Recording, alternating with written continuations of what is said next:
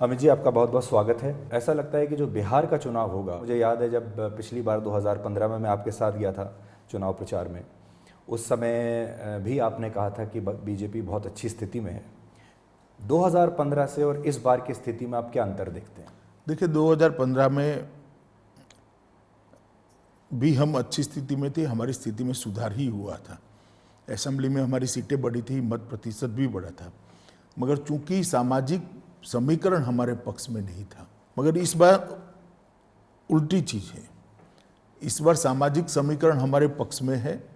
दूसरा, नरेंद्र मोदी जी के 5 साल समाप्त होने के बाद ये 1.5 साल जो सफलतापूर्वक कोरोना का सामना किया है, और विशेषकर देश के 60 करोड़ गरीबों की चिंता कोरोना के समय में हुई है, जिस पर सबसे बड़ी आपत्ति थी, क्योंकि रोज कमाकर रोज को खाने वाला वर्ग तो वो गरीब वर्ग ही है, जिसको अगर लॉकडाउन हो जाता है, बंद हो जाता है, कल कारखाने बंद होते हैं, ऑटो रिक्शा बंद होते, तो वो क्या खाएंगे। वो हरेक के गल में मार्च से लेकर छठ पूजा तक फ्री ऑफ कॉस्ट अनाज भारत सरकार की ओर से पहुंचाकर नरेंद्र मोदी जी ने बड़ी सहायता करी। हर महिला के जनधन अकाउंट के अंदर पैसे भेजे, हर किसान के बैंक अकाउंट के अंदर 6,000 रुपया भेजा, हर दिव्यांग के अकाउंट में भेजा, हर वृद्ध व्यक्ति के अकाउंट में पैसा भेजा है। मेरा कहने का मतलब है कि चाहे लघु उद्योग हो, चाहे मझले उद्योग हो, चाहे बड़े उद्योग हो, सबके लिए चिंता करने वाला एक सर्वस्पर्शीय पैकेज नरेंद्र मोदी जी ने दिया है। और बिहार जैसे प्रदेश में इसकी बहुत गहरी असर pro Bharatiya Janata party, pro NDA दिखाई देती है। तो मोदी जी के नेतृत्व में भारत सरकार और नीतीश जी के नेतृत्व में एनडीए की बिहार सरकार, ये दोनों ने जो कोरोना में काम किया है, मैं मानता हूं कि इस चुनाव में हमारी बहुत बड़ी जमा पूंजी है, जिसका फायदा हमें होने जा रहा है, और सामाजिक समीकरण हमारे पक्ष में है। जब ये कोविड-19 का सिलसिला शुरू हुआ था तो उस समय प्रवासी मजदूरों की बहुत बड़ी समस्या बन गई थी, मीडिया में भी बहुत उसका हाइप हुआ था, और उस समय ऐसा लगता था कि जैसे स्थिति जो है वो कंट्रोल में नहीं है, जिस तरीके से लोग बाहर निकल गए थे। आपको ऐसा लगता है कि उस स्थिति का, उन तस्वीरों को आपको लाभ होगा या उसका नुकसान भी हो सकता है? और ये पहला रेफरेंडम है उस पर देश का, क्योंकि पहला चुनाव है अब इस दौर में। देखिए, इसमें कोई दो राय नहीं कि काफ़ी कुछ लोग पैदल चले गए, धैर्य खो बैठे, व्यवस्थाएं हो इसके पहले, मगर वास्तविकता एक ही है, ये भी है कि सिर्फ बिहार में 1500 से ज़्यादा ट्रेनें गई हैं अलग अलग राज्यों से, और उनको सलामत रूप से अपने घर में पहुंचाया गया है। वास्तविकता ये भी है कि 2.5 करोड़ मजदूरों को ट्रेनों, बसों और अन्य सलामत मार्गों से घर पे पहुंचाया गया है, मगर एक साथ सबको ले जाने की व्यवस्था करना शायद संभव नहीं था। और कुछ राज्य में स्थिति भी ऐसी हुई, विशेषकर महाराष्ट्र में, कि उनको रेलवे स्टेशन पर पहुंचाने की या उन तक के संदेश पहुंचाने का कम्युनिकेशन गैप भी रहा, तो इसके कारण लोग अपने अपने रास्ते से चल पड़े। उसमें भी हमने बीच में से एसटी बसों, महाराष्ट्र शासन ने भी किया, गुजरात शासन ने भी किया, राजस्थान शासन में, सब सरकारों ने अच्छे से, यूपी शासन ने भी किया, बीच में बसें भेजकर उनको बसों में बिठाकर नजदीक के रेलवे स्टेशन पर ले जाने की भी व्यवस्था करी, उनके खान पान की भी व्यवस्था करी। मगर ये बात सही है कि कुछ लोगों को तकलीफ पड़ी है, मगर वो लोग भी समझते हैं, जब गांव में जाते हैं 50 लोग सलामत रूप से वापस आए हैं और 2 लोग पैदल चल के आए हैं, तो मात्रा तो उनके भी ध्यान पे आती है कि हमारी व्यवस्था ढंग से करने का प्रयास किया गया है। अमित जी, इस समय बिहार में जो सबसे बड़ा कन्फ्यूजन है वो है चिराग पासवान को लेकर, एलजेपी को लेकर, कि एलजेपी इस तरफ है कि उस तरफ है। ऐसा लगता है कि लोगों में भी कन्फ्यूजन है, और हो सकता है कि आपके जो कार्यकर्ता हैं उनके अंदर भी ये कन्फ्यूजन हो। एलजेपी की ओर से मैं कुछ कह नहीं सकता, क्योंकि मैं एलजेपी पार्टी से, मेरा कोई उनकी ओर से बोलने का अधिकार नहीं है, परंतु एनडीए और भारतीय जनता पार्टी की ओर से मैं स्पष्ट करना चाहता हूं कि एलजेपी बिहार चुनाव में एनडीए का हिस्सा नहीं है। बिहार चुनाव में भारतीय जनता पार्टी, जदयू, हम पार्टी और वीआईपी पार्टी, ये 4 दल इकट्ठा होकर श्री नीतीश कुमार के नेतृत्व में लड़ रहे हैं, और मोदी जी राष्ट्रीय स्तर पर एनडीए का नेतृत्व कर रहे हैं। ये वास्तविकता है। तो मैं अपील करना चाहूँगा, भारतीय जनता पार्टी, जदयू हम पार्टी और वीआईपी पार्टी के सभी कार्यकर्ताओं को एक मुश्त होकर ये चारों दलों के प्रत्याशी जहां पर भी चुनाव लड़ते हैं प्रचंड बहुमत के साथ उनको जिताने के एडी चोटी का जोर लगाकर प्रयास करें। चुनाव में कई बार ऐसी चीजें कही जाती है जिससे कन्फ्यूजन हो, मगर बिहार की जनता की राजनीतिक परख बड़ी पैनी होती है। जो बिहार की राजनीति को जानते हैं उनको मालूम है सबसे ज़्यादा देश में राजनीतिक रूप से जागरूक जो 2-3 प्रदेश है उसमें से एक बिहार है। उनको मालूम है कौन कहाँ है। अखबार में फोटो लगाने से या पोस्टर में फोटो लगाने से कुछ नहीं होता। मोदी जी जाएंगे, मैं जाऊंगा, हमारे राष्ट्रीय अध्यक्ष जी जाकर स्पष्टता कर कर आएंगे, ये कोई छिपी रहने वाली बात नहीं। ये तय है कि नीतीश कुमार के नेतृत्व में है, हम एनडीए की लड़ाई लड़ रहे हैं जिसमें एलजेपी कहीं पर भी नहीं है। चिराग पासवान का ये बयान कि मेरे दिल में मोदी जी ऐसे बसते हैं जैसे हनुमान जी के दिल में श्री राम बसते थे, और आप मेरा दिल चीर के देख लीजिए तो मोदी जी की तस्वीर निकलेगी, आपको ऐसा लगता है ये कन्फ्यूजन फैलाने के लिए बयान नहीं, दिया ऐसा है? तो कई ऑपोजिशन वालों के मन में है।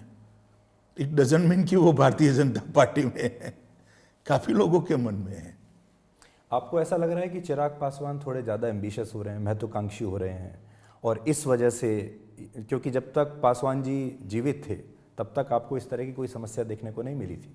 अब उनका अपना आकलन है, वो महत्वाकांक्षी है या नहीं है ये टिप्पणी करने का मुझे अधिकार नहीं है, मगर मैं इतना जरूर कहना चाहता हूँ कि हमारी ओर से, एनडीए की ओर से भारतीय जनता पार्टी इनसे चर्चा कर रही थी, नड्डा जी कर रहे थे, मैं भी कर रहा था, हम दोनों ने, हमारे राष्ट्रीय अध्यक्ष महोदय ने और मैंने पर्याप्त सीटें उनको ऑफर की थी, परंतु वो नहीं माने और अंततोगत्वा उन्होंने गठबंधन तोड़ दिया। जब गठबंधन तोड़ दिया तो आज वो हमारे गठबंधन में नहीं है, जहाँ तक बिहार चुनाव का सवाल है। पर केंद्र में वो गठबंधन में बने हुए हैं, ये कन्फ्यूजन इसलिए भी है। अभी बिहार चुनाव का समय है, उसके बाद जो स्थिति स्पष्ट होगी इस पर ज़्यादा स्पष्टता होगी, परंतु मैं इतना स्पष्ट कर देता हूँ कि बिहार के चुनाव में लोजपा एनडीए का हिस्सा नहीं है। नीतीश कुमार जी को लेकर जब आप ग्राउंड पर जाते हैं तो एक तो होता है कि बहुत अति उत्साह होता है, जोश होता है, मेरा नेता कैसा हो, मुख्यमंत्री कैसा हो, तो तुरंत दिल से आवाज़ निकलती है नीतीश कुमार जैसा हो।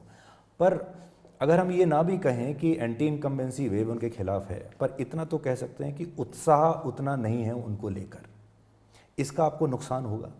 मैं ऐसा नहीं मानता। देखिए, बिहार की जनता कांग्रेस के अंतिम 10 साल, लालू प्रसाद जी के 15 साल और नीतीश कुमार जी के 15 साल का कंपैरिजन जरूर करेगी। ये 25 साल जो कांग्रेस के अंतिम 10 साल अस्थिरता वाले और 15 साल लालू प्रसाद यादव के जंगल राज वाले गए हैं, उसमें बिहार को तहस नहस कर दिया। ढेर सारे नरसंहार होना, कितनी फिरौतियाँ, कितने लोग पलायन कर जाना, इंडस्ट्री पलायन कर गई, व्यापार पलायन कर गया, प्रोफेशनल पलायन कर गए, शिक्षा का पूरा खाका, एक ज़माने में सबसे ज़्यादा IAS IPS बिहार से आते थे, पूरा बिहार का शिक्षा का खाका तितर बितर हो गया, शिक्षा के अंदर भ्रष्टाचार पहुंच गया। विकास दर की बात करें तो पहले 3% समथिंग विकास दर था जब लालू जी ने छोड़ा, आज 11.6 तक विकास दर को हमने पहुंचाया है। 23,000 करोड़ का बजट था, उसको लगभग हमने 2,11,000 करोड़ तक पहुंचा है। 96% रोड बना दी है, पीने की पानी की स्थिति में सुधार किया है, गाँवों में बिजली पहुंचाने का काम 100% समाप्त कर दिया गया है। तो नरेंद्र मोदी सरकार और नीतीश कुमार सरकार ने ये जो काम किए हैं, मैं मानता हूँ बिहार की जनता इसको ढंग से देख रही है। उसके घर में बिजली आई है, उसके घर में शौचालय आया है, उसके घर में स्वास्थ्य का एक कार्ड पहुंचा है जिससे 5 लाख तक का स्वास्थ्य लाभ वो अपना करा सकता है, गरीब को घर मिला है। इतनी सारी चीज़ें नरेंद्र भाई ने 60 करोड़ गरीबों के लिए की है। और बिहार सरकार ने जिस प्रकार से कानून और व्यवस्था को कब्जे में लिया है, यहाँ दिन दहाड़े डकैतियाँ, फिरौती, नरसंहार होते थे, उसकी जगह अब बच्चियाँ साइकिल लेकर दूसरे गांव में पढ़ने जाती हैं, 9वीं 10वीं कक्षा की बच्चियाँ। ये स्थिति बिहार देख रहा है, ऐसा नहीं है कि नहीं देख रहा है।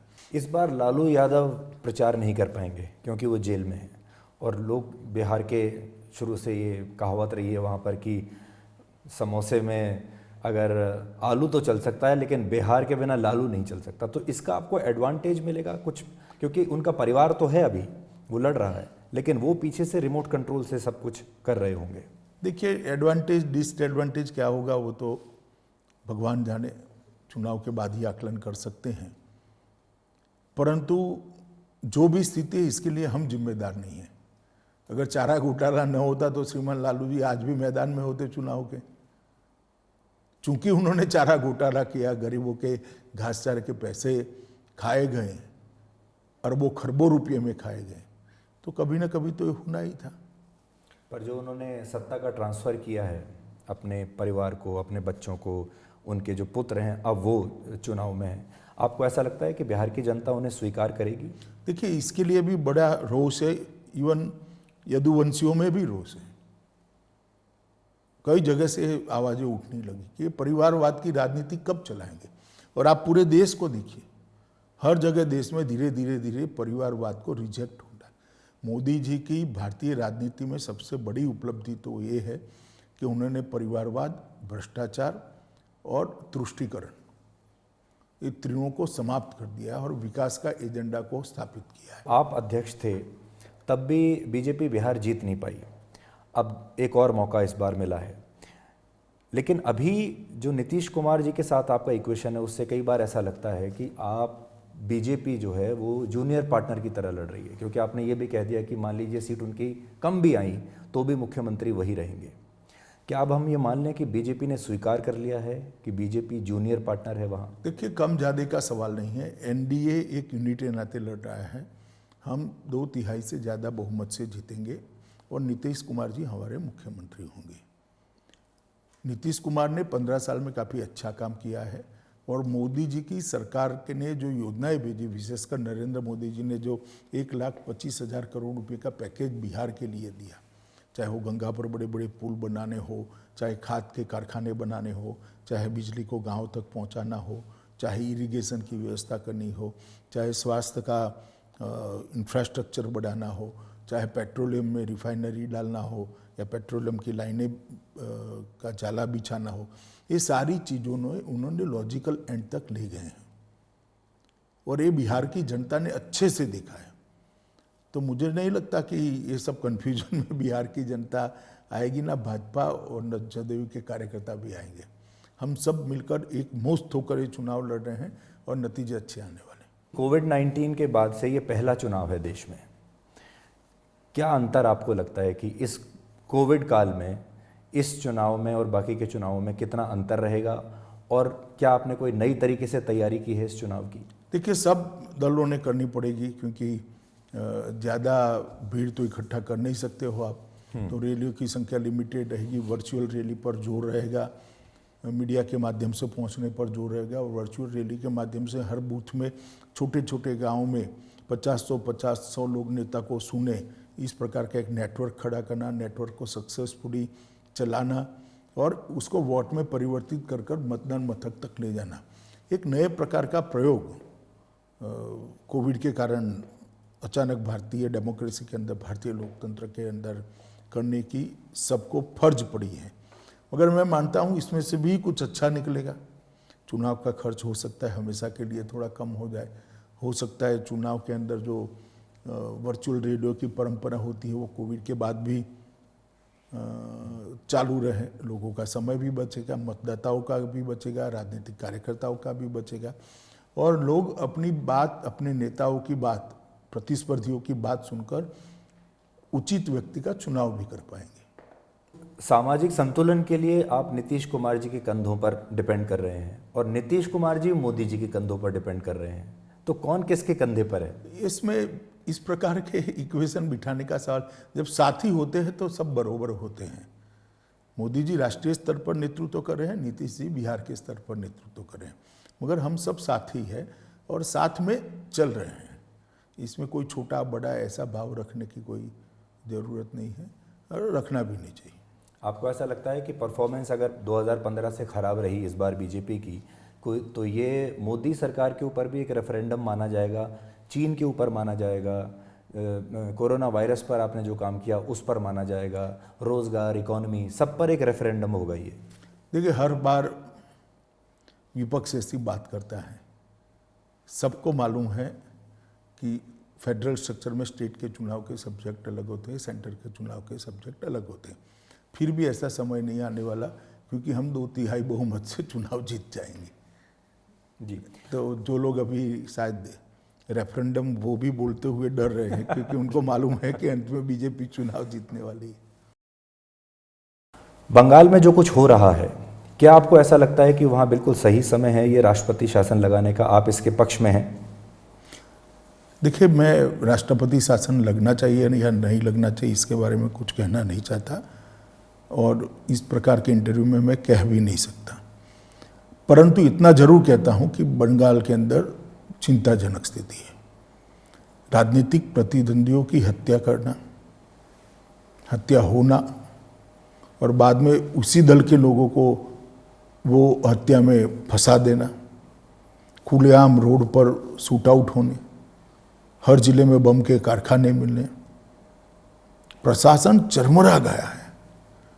अम्फान साइक्लोन के बाद जो लोगों को मदद पहुंचनी थी उसमें भी अपीसमेंट, कोरोना का पूरा व्यवस्था टूट पड़ा है, कोरोना के खिलाफ लड़ाई का हर तरह से एडमिनिस्ट्रेशन चरमरा गया है, और बंगाल की जनता त्राही त्राही है। हम तो वहाँ ऑपोजिशन में है, संघर्ष कर रहे हैं, जनता की आवाज़ को बुलंद कर रहे हैं, हमारे कार्यकर्ताओं पर दमन हो रहा है, हत्याएं हो रही। और मैं मानता हूँ कि शायद ही देश में ऐसा कोई राज्य होगा जिसमें राजनीतिक विंडिक्टिवनेस के कारण इतनी हत्याएं रिसेंट पास्ट में हुई होगी। जो बंगाल की स्थिति है वो चिंताजनक तो है ही। राष्ट्रपति शासन एक अलग विषय है, इसके संवैधानिक पैरामीटर्स भी है, और ये फैसला इस प्रकार के इंटरव्यू में आना से नहीं होता है, इसकी एक प्रक्रिया होती है, परंतु चिंताजनक हालत है। जब ममता बनर्जी विपक्ष में थी तब यही आरोप वो सीपीएम के खिलाफ लगाती थी, और तब राष्ट्रपति शासन की मांग भी करती थी। अगर उस बेंचमार्क से आप जाना चाहेंगे? नहीं, देखिए, मांग तो हमारे कार्यकर्ता भी कर रहे हैं, भाजपा के कार्यकर्ता भी मांग कर रहे हैं, मगर सरकार को बैलेंस तरीके से सोचकर आगे बढ़ना होता है। जब आप कोविड-19 को लेकर अलग अलग मुख्यमंत्रियों के साथ बैठक करते थे कोऑर्डिनेशन के लिए, प्रधानमंत्री भी करते थे, आप भी करते थे, ऐसे कुछ मुख्यमंत्री थे जिन्होंने आपको सपोर्ट नहीं किया, जिन्होंने आपको कोई कोऑर्डिनेशन आपके साथ दिखाया ही नहीं, या जो आप यहाँ से तय करते थे उसका उल्टा वो अपने यहाँ ग्राउंड पर करते थे? नहीं, बंगाल ने ही करा है, बाकी बाय एंड लार्ज तो हमें कोई जगह पे दिक्कत नहीं आई, चाहे कांग्रेस के राज्य हो चाहे कम्युनिस्ट राज्य हो, सब ने माना है, क्योंकि ये एक ऐसी लड़ाई थी जिसको कम से कम पार्टी पॉलिटिक्स के ऊपर उठाना चाहिए, ऐसा सब मानते थे। और प्रधानमंत्री जी ने पे बिल्कुल अब पॉलिटिकल स्टाइल से जिसको जो नीड थी वो नीड केंद्र की ओर से पूरी करने का प्रयास किया, सबके साथ बात करी, वो स्वयं करते थे, मैं भी करता था।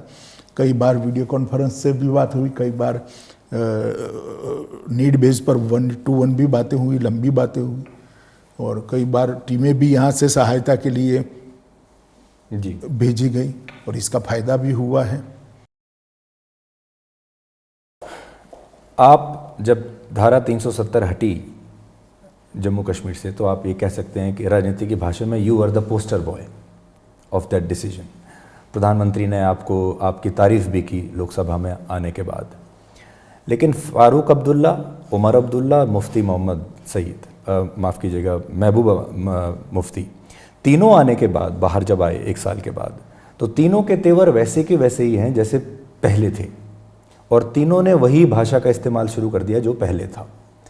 तो अब ये जानने की ज़रूरत है कि 1 साल के डिटेंशन के बाद क्या हमारा या आपका जो पर्पज़ था उसको अचीव करने का, क्या वो हो पाया?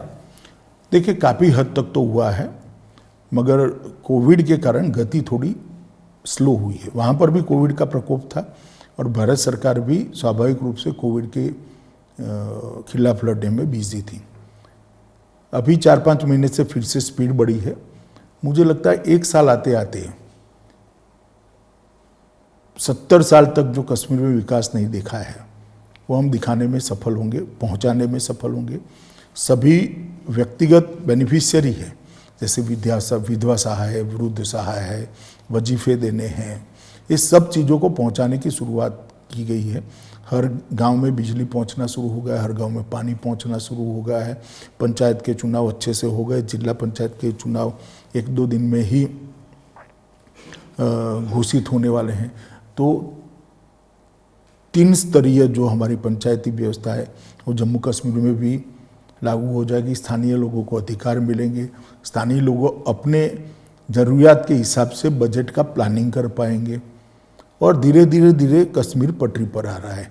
जहाँ तक लॉ एंड ऑर्डर का सवाल है, एकदम अच्छे तरीके से कंट्रोल है और टेररिज्म हो या इंटरनल लॉ एंड ऑर्डर, कोई बड़ी घटनाएं नहीं हुई है और अच्छे से हम कर रहे हैं।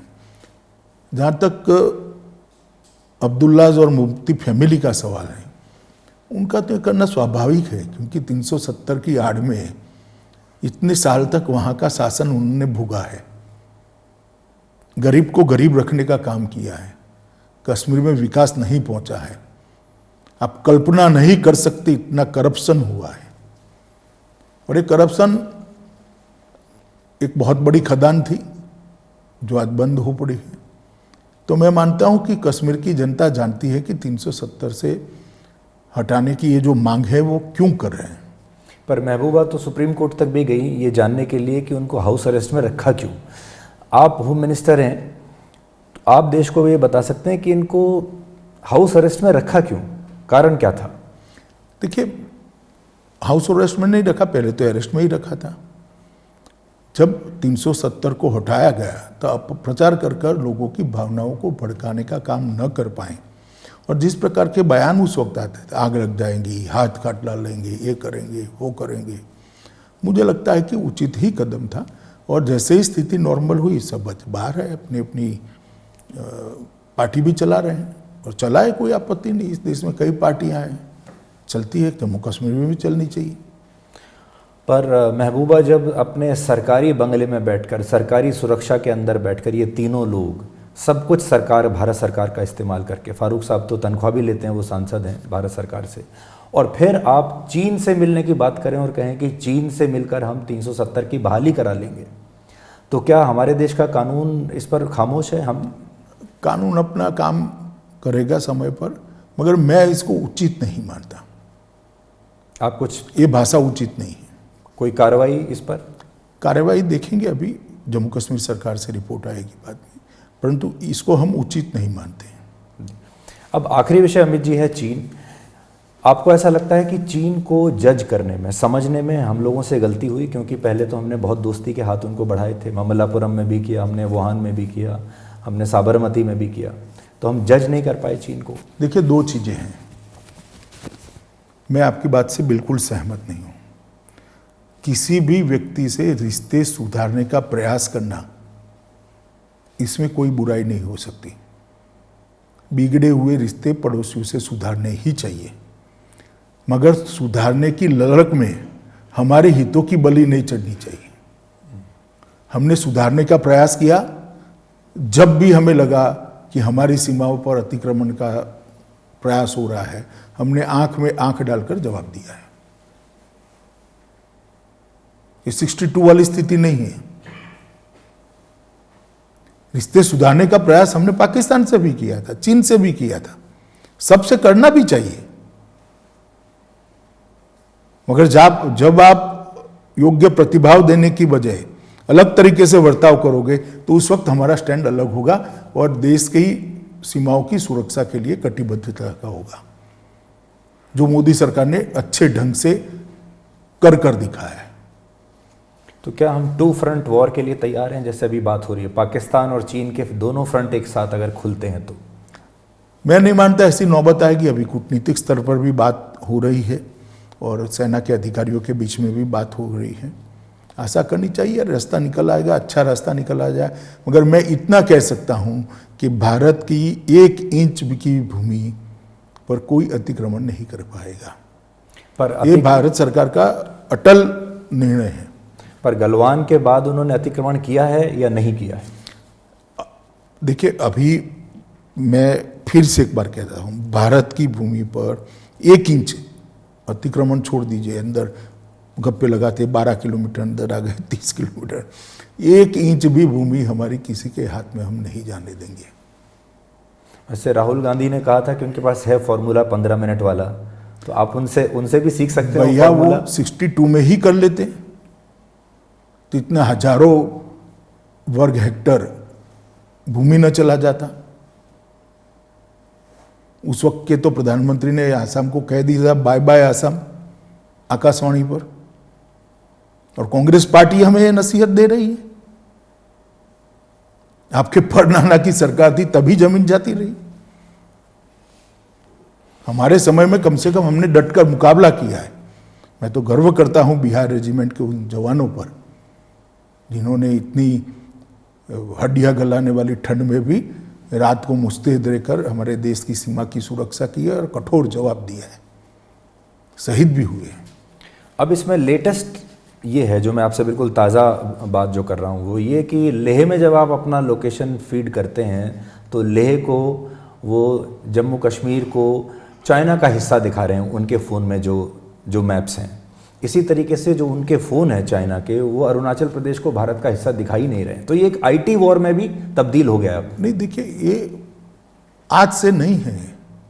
मैंने बोला ना, आज़ादी के समय से 62 से विशेष कर ये चल रहा है, और हम इसके खिलाफ तो लड़ रहे हैं।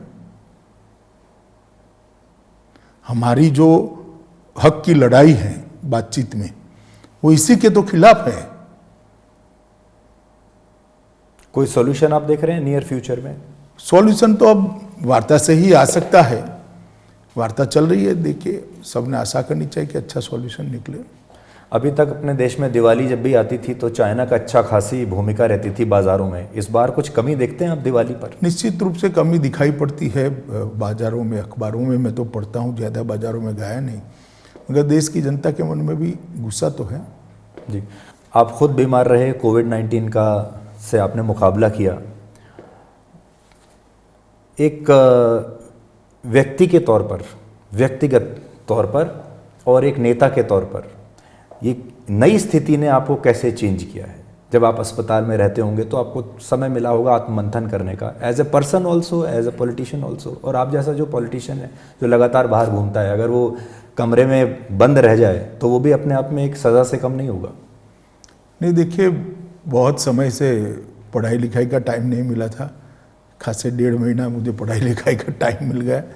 दूसरी बात, कई सारी चीज़ों को पीछे मुड़कर देखने का, सोचने का अवसर भी मिला। कई गलतियां मुझसे स्वयं से कहाँ हुई, क्या हुई, इसका एनालिसिस भी किया, और आगे के लिए वो गलतियां न हो इसके लिए अपने आप को तैयार भी किया। और विशेषकर पढ़ाई लिखाई पर मेरा ज़्यादा ध्यान रहा। कोई इस प्रकार से ईश्वर कृपा से मैं बीमार नहीं रहा कि जिससे पढ़ने लिखने में या उसमें कोई बड़ी बाधा आ जाए। संपर्क विहीन जरूर रहा, परंतु कमरे के अंदर स्थिति इतनी कभी बिगड़ी नहीं कि लिखने पढ़ने में मुझे तकलीफ हो। तो बहुत ज़्यादा समय तो पढ़ाई लिखाई में ही गया है। So this is a better version of Amit Shah. वो तो समय ही तय करेगा। दुनिया में अब कह रहे हैं कि सेकेंड वेव आ रहा है कोविड का, और बहुत सारी जगह लॉकडाउन का दूसरा चरण शुरू हो गया है। क्या भारत में भी सेकेंड लॉकडाउन के लिए आप लोगों ने कुछ सोच कर रखा है, कंसीडर भी किया है आपने? नहीं, अभी प्रधानमंत्री जी के नेतृत्व में हमने एक सावधानी का बड़ा अभियान चलाया है। वो गांव-गांव तक, स्कूल तक, पुलिस थाने तक, आंगनवाड़ी तक, हेल्थ वर्कर तक, हर घर तक पहुंचाने का प्रयास किया है कि जब तक टीका नहीं संशोधित हो जाता और जब तक इसकी दवाई नहीं बन जाती, मास्क लगाना, 2 गज की दूरी रखना और हाथों को कई बार दिन में अच्छे से साफ करना, ये तीनों चीज़ों पर बल देना यही है। और जहाँ तक हेल्थ इंफ्रास्ट्रक्चर का सवाल है, मैं मानता हूँ कि लॉकडाउन के वक्त ही हमने हेल्थ इंफ्रास्ट्रक्चर को ढंग से सुधार कर लिया था। भारत में कोविड को लड़ने के लिए दुनिया में कह सकते हैं हम कि सबसे अच्छा हेल्थ इंफ्रास्ट्रक्चर है। इसके प्रोटोकॉल्स बन गए हैं कि किस स्टेज पर किस दवाई देनी है, किस नहीं देनी है, रिपोर्ट किस तरह से निकालनी है। एम्स हर रोज़ 35-40 अस्पतालों के साथ वीडियो कॉन्फ्रेंस कर रहा है, इनके डॉक्टरों को गाइड कर रहा है। पेचीदे जो केस हैं, जो कॉम्प्लिकेटेड केस हैं, इसको रिफ़र किया जा रहा है, उस पर यहाँ से एडवाइस भी जा रही है। इसके कारण मृत्यु दर भी कम हो रहा है और रिकवरी रेट बहुत तेज़ी से बढ़ रहा है। और ये हेल्थ इंफ्रास्ट्रक्चर बनाने का काम हमारा, जब मोदी जी ने लॉकडाउन किया तब विपक्ष के कुछ नेता और विशेषकर राहुल गांधी कहते थे पूरा देश बंद कर दिया, लॉकडाउन करने की ज़रूरत नहीं थी, ब्ला ब्ला ब्ला। आज उनको मालूम नहीं है कि अगर लॉकडाउन न करते और उस वक्त पीक आता तो बगैर हेल्थ इंफ्रास्ट्रक्चर के लाखों करोड़ों लोग मर जाते। पर वो तो अभी भी मानने के लिए तैयार नहीं है। वो तो उनको तो हर चुनाव में जनता ही मनाएगी, मैं और आप नहीं मना पाएंगे। परंतु हेल्थ इंफ्रास्ट्रक्चर बन गया है, वास्तविकता है। क्योंकि मृत्यु दर तो कोई मेहनत नहीं कर सकता, मृत्यु ऐसी चीज है जिसको कोई छुपा नहीं सकता। रिकवरी रेट कोई मैनेज नहीं कर सकता। व्यक्ति रिकवर होकर घर पे जाता है तो ही जाता है, अदरवाइज तो अस्पताल में होता है। तो ये दोनों आंकड़े प्रति 10 लाख के ले रहे तो हम दुनिया में बहुत अच्छी स्थिति में है, जो बताता है कि भारत ने इसको अच्छे से किया। पहले टेस्टिंग किट यहाँ नहीं बनती थी, अब स्वदेशी टेस्टिंग किट बन गए। पहले 2-5 लेबोरेटरियाँ थी, अब हज़ारों की संख्या में लेबोरेटरी हो गई। 10-10 लाख टेस्ट होने लगे, करोड़ों टेस्ट हो गए जी। और वेंटिलेटर भी स्वदेशी बन गए। कई जगह पे आईसीयू बढ़ाए गए, कई अस्पताल नए बनाए गए। ये सारी चीज़ों को बढ़ाकर हमने एक कोरोना की स्थिति के सामने मोदी जी के नेतृत्व में सफल लड़ाई लड़ी है। और बीच में एक भय था कि ऑक्सीजन की किल्लत आएगी, इसके लिए भी वॉर फुटिंग पर मोदी सरकार ने एक्शन लिए और आज वो भी स्थिति को हम निपट रहे हैं और ग्राफ धीरे धीरे धीरे नीचे जा रहा है। भगवान करे कोई सेकेंड वेव ना आए। आएगा तो इसके खिलाफ भी लड़ेंगे, क्योंकि पर आपको लगता है कि लड़ना ही तो जीवन है। सेकेंड लॉकडाउन की भी तैयारी कुछ करके रखनी चाहिए? लॉकडाउन का शायद नौबत ना आए जी, मैं नहीं मानता लॉकडाउन का नौबत आएगा, परंतु इसके खिलाफ लड़ने की तैयारी सरकार की, भारत सरकार की, राज्य सरकारों की भी, सभी दलों की राज्य सरकारों की पर्याप्त है और अच्छी है। आपका बहुत बहुत शुक्रिया अमित जी, ये समय निकालने के लिए। थैंक यू सो मच जी। अंत में मैं बिहार की जनता को निवेदन करना चाहूँगा कि नीतीश जी के नेतृत्व में और देश में मोदी जी का जो नेतृत्व है, इस पर आशीर्वाद देते हुए आप बड़े बहुमत के साथ एनडीए की सरकार को बिहार में विजयी बनाइए। आप सबका बहुत बहुत धन्यवाद। Thank you sir.